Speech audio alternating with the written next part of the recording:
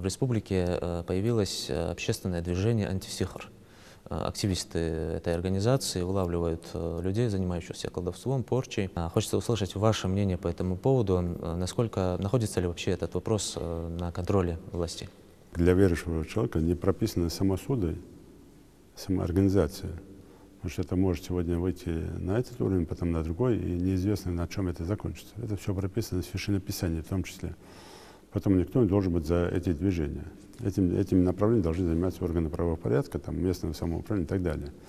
Я сразу предупреждаю так называемые общественные организации, которые там взялись за это, что завтра-послезавтра никакие там отговорки, что это по суде нельзя, можно, ни к чему не приведут. Я первый буду настаивать о жестком наказании тех, кто самовольничает. Это первое. Если кто-то видит где-то этих колдунов, их тоже, конечно, предупреждаю. Обозначьте их, давайте мы вместе поработаем, но через органы правопорядка. Почему мы и говорили по антилирике. Ребята добросовестные, хорошие, хотят что-то полезное сделать. И поэтому мы и свели их с органами правопорядка, чтобы они все свою работу проводили с органами правопорядка, а не самостоятельно. Потому что по закону они не имеют тоже права кого-то притеснять. Здесь опять же вопрос в чем стоит. Кому-то вот кто-то видит, что да, незаконно продают там водку там, или еще что-то делают. Кому-то кажется, что тут же сейчас участковые все должны туда зайти и резко начать там работать. Разгромить этот магазин, ну и так далее, и так далее. Не могут так делать органы правопорядка. Должно быть заявление. То есть бюрократия такая большая, что очень долго этот процесс идет. И многим кажется, что кто-то кого-то прикрывает, там, кто-то кого-то крышует. А на самом деле это процесс, это процедура. И еще не факт, что на суде оправдают эти действия. Очень тяжело это все доказывать. Но в этом и есть государственное устройство, не анархия.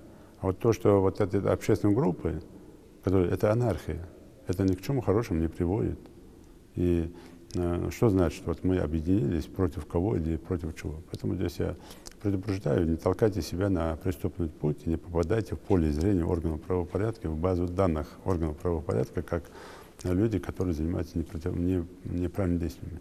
Я дал поручение Управлению по делам религии найти этих людей вместе с Министерством по делам национальности, изучить, разобраться и делать из них помощников для власти. Но опять же повторюсь, что если они есть на территории республики, значит они востребованы, значит кто-то все-таки им верит больше, чем религиозным деятелям, чем врачам, чем еще кому-то.